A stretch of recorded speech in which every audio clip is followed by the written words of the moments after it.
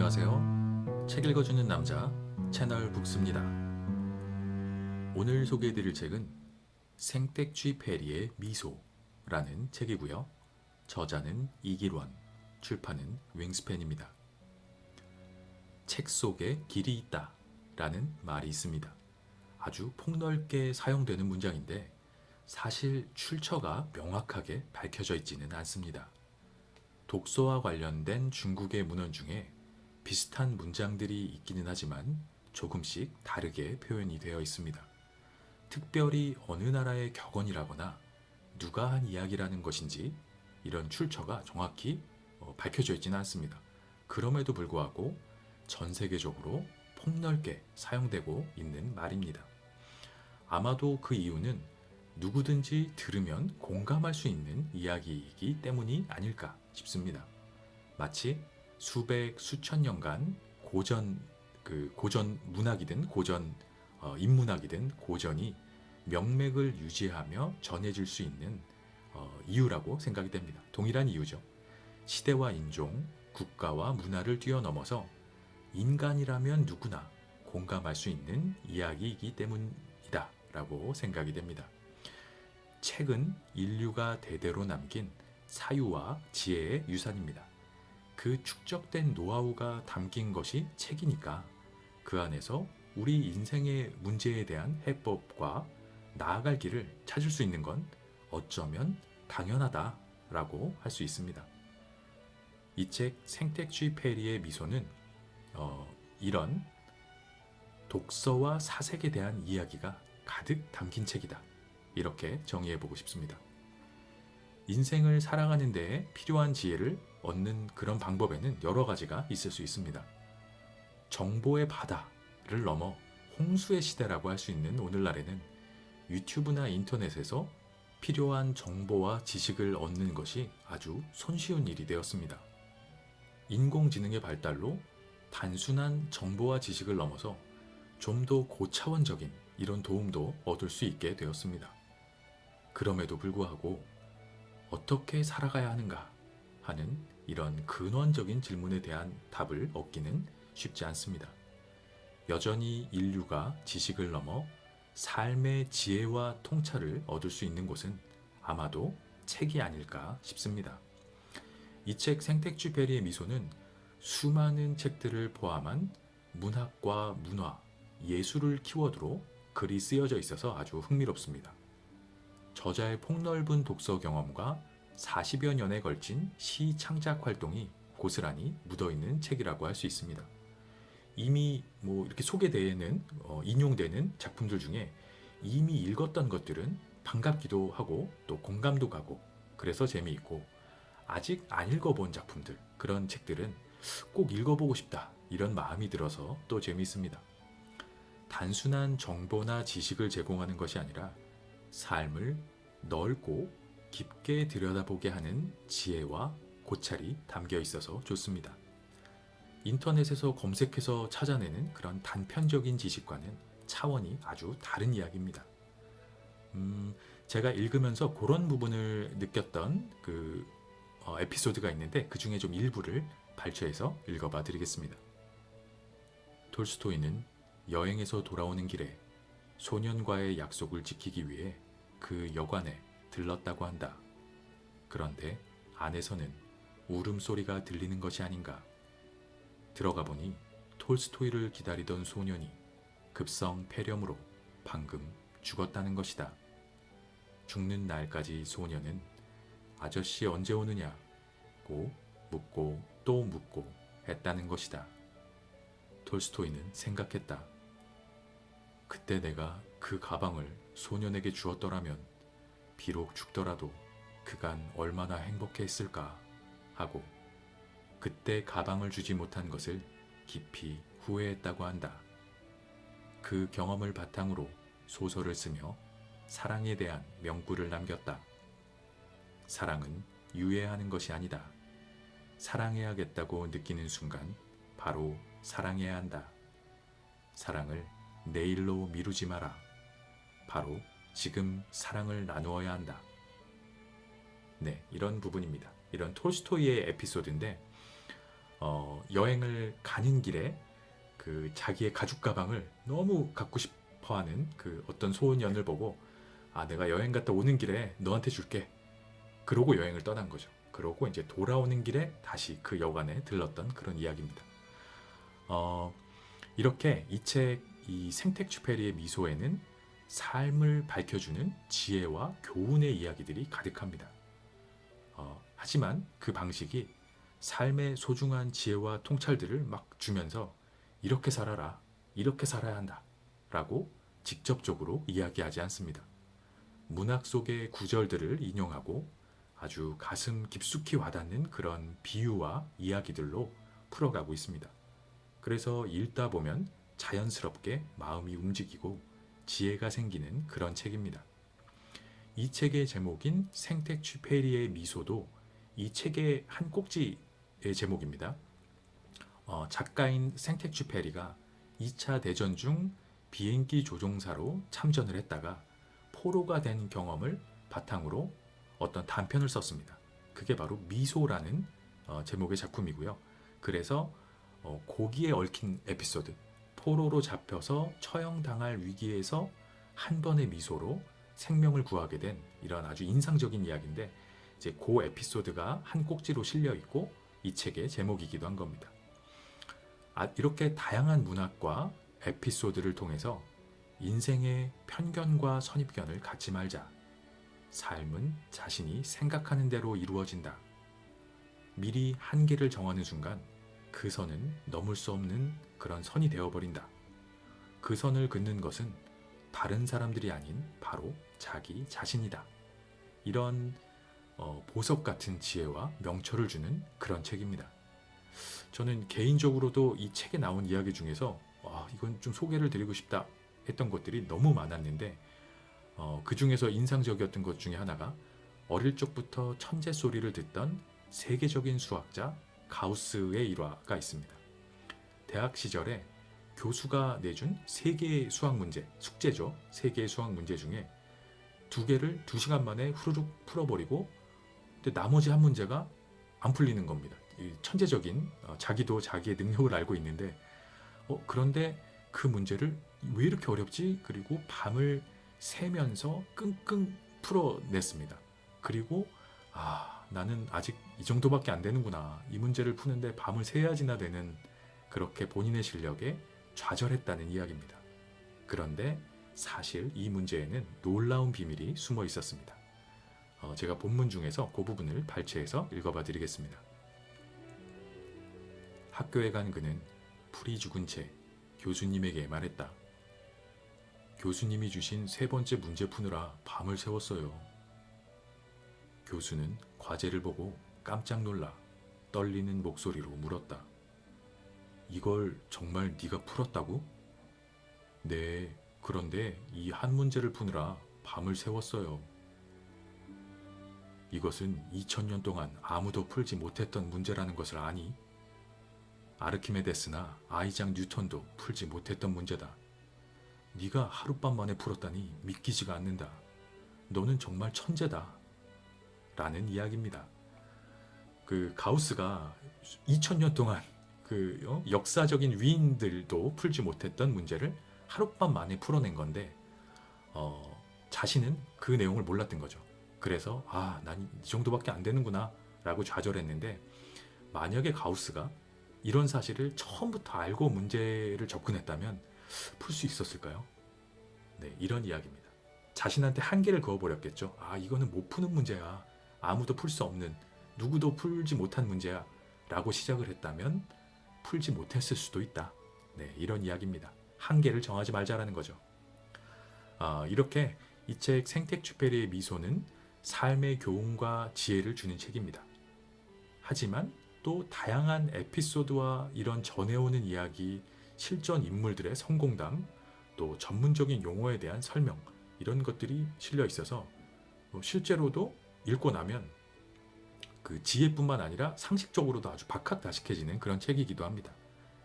이 책은 저자가 신문에 연재하던 칼럼을 모아서 낸 책인데 40여 년간 시만 쓴 자신의 첫 외도다라고 이 책을 표현하고 있습니다.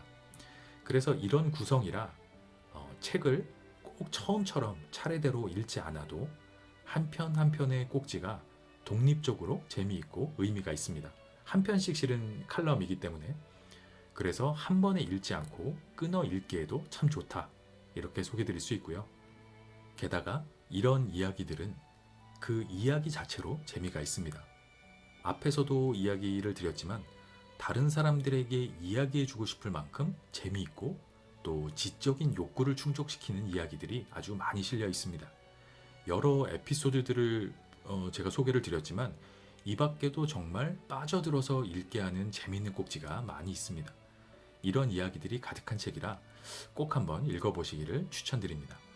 재미와 지식을 함께 주기가 쉽지 않은데 이 책 생텍쥐페리의 미소는 그걸 해낸 책이다. 이런 생각이 들었습니다. 그런 비슷한 맥락의 에피소드들을 아주 짧게 부분만 발췌해서 읽어봐 드리겠습니다. 동물학자들의 연구에 따르면 흡혈박쥐가 빨아먹는 피는 극소량이며 야생마에게 전혀 치명적이지 않다는 것이다. 그런데 어찌하여 야생마는 목숨을 잃는가? 진짜 이유는 흡혈박쥐에 당한 이후 분노 때문이라는 것이다. 심리학자들은 이에 따라 사소한 일로 크게 화를 내거나 다른 사람의 과실로 자신에게 해를 입히는 현상을 야생마 엔딩이라고 부르기 시작했다. 네, 이런 부분입니다. 심리학 용어에 대한 에피소드인데 굉장히 재미있습니다. 제가 짧은 핵심은 좀 읽어드리긴 했는데 이런 재미있는 이야기가 가득한 책이다 라고 소개할 수 있습니다. 읽다 보면 우리 삶의 많은 문제들에 대해서 답이 저절로 떠오르는 그런 삶의 지침서 같은 책이다 라고 이야기할 수 있고요. 책 속에 길이 있다라는 말이 아주 잘 들어맞는 책이다 라고 생각이 됩니다. 책의 마지막 부분에 이 책에 대한 문학평론가의 글이 실려 있는데 이 책을 우리에게 지혜의 오솔길을 열어주는 매우 유용한 책이다 라고 추천을 하고 있습니다. 아주 격하게 공감이 가는 추천사라고 생각이 되고요. 우리 인간은 끊임없는 마음의 수행이 필요한 존재이기에 독서와 사색을 통해서 평생을 배워야 한다. 이런 이야기입니다. 다시 한번 책 속에 길이 있다 라는 말을 떠오르게 하는 그런 책입니다. 꼭 한번 읽어보시기를 추천드리는 그런 책입니다. 생텍쥐페리의 미소, 이길원 지음, 윙스팬. 책머리에 40년간 시만 써왔다. 첫 외도다. 그간 화강신문에 연재했던 칼럼 모음이다. 처음 청탁받았을 땐 몇 편만 쓰면 되는 줄 알았다. 독자의 반응이 좋다는 이유로 계속 집필 요청에 5년을 넘기고 있다. 그 바람에 독서량이 엄청 늘었다. 이런 기회를 준 신문에 감사드린다. 제1장 톨스토이의 사랑. 어니스트 해밍웨이에게 노벨 문학상의 영광을 안겨준 노인과 바다는 소설 자체가 시다. 불필요한 형용사나 부사 없이 간결한 단문으로 이루어졌다. 시를 읽는 듯 섬세한 표현으로 시인 지망생에게는 필독 소설이다. 소설에는 유명한 대사가 많다. 험한 파도와 싸우며 고기잡이하는 노인의 말에는 우리에게 용기를 주는 언어들이 가득하다. 지금은 없는 것을 생각하지 말고 있는 것으로 무엇을 할 수 있는지 생각해야 해. 라든가 희망을 버리는 것처럼 어리석은 일은 없어. 원래 좋은 일이란 계속 지속되지 않거든. 1954년 노벨 문학상 심의위원회는 독보적인 내러티브 기술과 현대 문학의 스타일에 큰 영향을 미친 공로로 그에게 상을 안겼다. 그는 노인과 바다, 무기여 자리거라, 누구를 위하여 종을 울리나 등 소설에서도 많은 명대사를 만들었다. 남보다 뛰어나다는 것은 고결한 것이 아니다.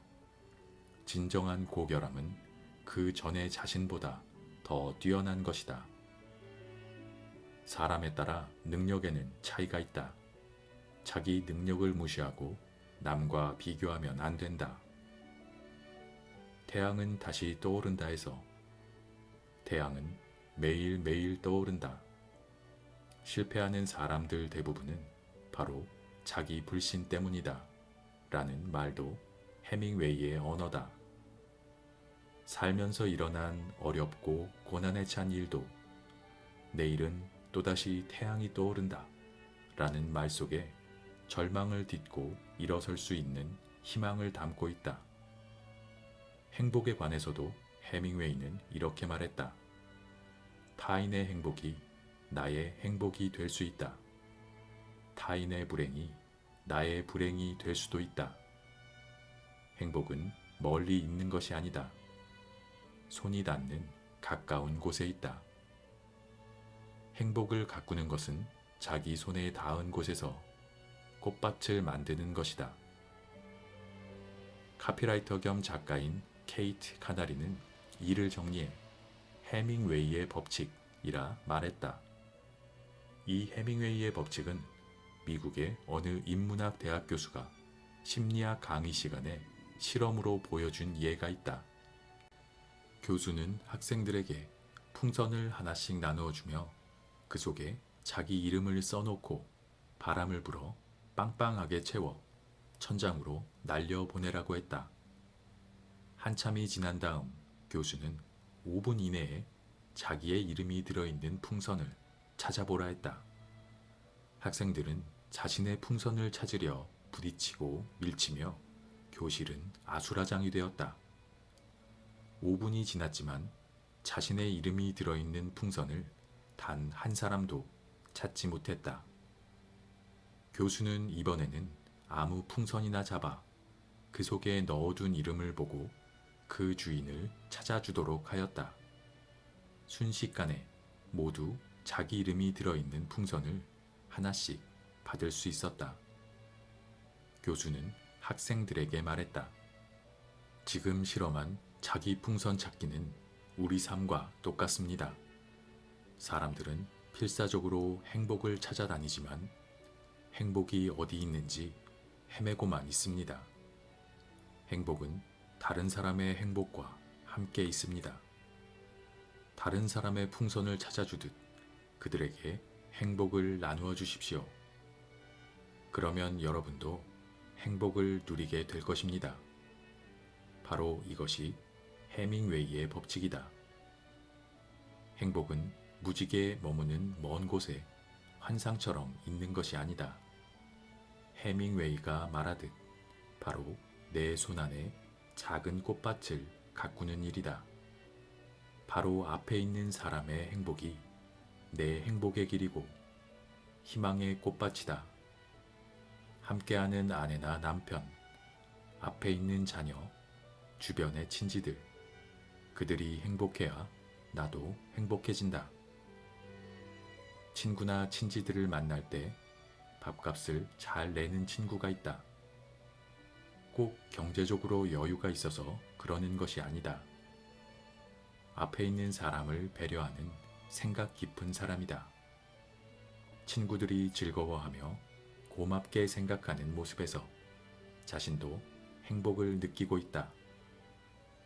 해밍웨이 법칙은 해법, 어려운 수학 공식이 아니다. 지금 당신 앞에 있는 사람과 함께 유쾌한 이야기 나누며 즐기는 것이 곧 나의 즐거움이고 행복이다. 나도 반성해 본다. 살아오는 동안 나는 주변에 행복을 나누어 주고 있었나? 생텍쥐 페리의 미소. 어린 왕자를 쓴 프랑스의 앙투안 드 생텍쥐 페리는 비행기 조종사다. 그런 연유 때문인지 그의 글엔 비행기 이야기가 자주 등장한다. 어린 왕자도 비행기 조종 중 사막에 불시착하면서 만나는 어린 왕자로부터 시작된다. 세계 150여 개의 언어로 번역되어 현재까지 1억 부 이상 판매된 어린 왕자는 어린 아이들에게 통과 의례처럼 읽히고 있다. 어린이뿐만 아니다. 성인들에게도 생각하며 읽게 되는 동화다. 생텍쥐페리는 2차 대전 중 전투기 조종사로 참가했다가 목숨을 잃었다. 그는 전쟁 참가 시 체험을 바탕으로 미소라는 단편 소설을 썼다. 내용은 다음과 같다. 전투 중에 적에게 포로가 되어서 감방에 갇혔다. 간수들의 경멸적인 시선과 거친 태도로 보아 다음 날 처형될 것이 분명하였다. 나는 극도로 신경이 곤두섰다. 고통을 참기 어려웠다. 나는 담배를 찾아 주머니를 뒤졌다. 다행히 한개비를 발견했다. 손이 떨려서 그것을 겨우 입으로 가져갔다. 하지만 성냥이 없었다. 그들에게 모두 빼앗겨 버렸기 때문이다. 나는 창살 사이로 간수를 바라보았다. 그러나 나에게 곁눈질도 주지 않았다. 이미 죽은 거나 다름없는 나와 눈을 마주치려고 할 사람이 어디 있겠는가. 나는 그를 불렀다. 그리고는 불이 있으면 좀 주십시오 하고 말했다. 간수는 나를 쳐다보고는 어깨를 으쓱하고는 가까이 다가와 담뱃불을 붙여주려 하였다.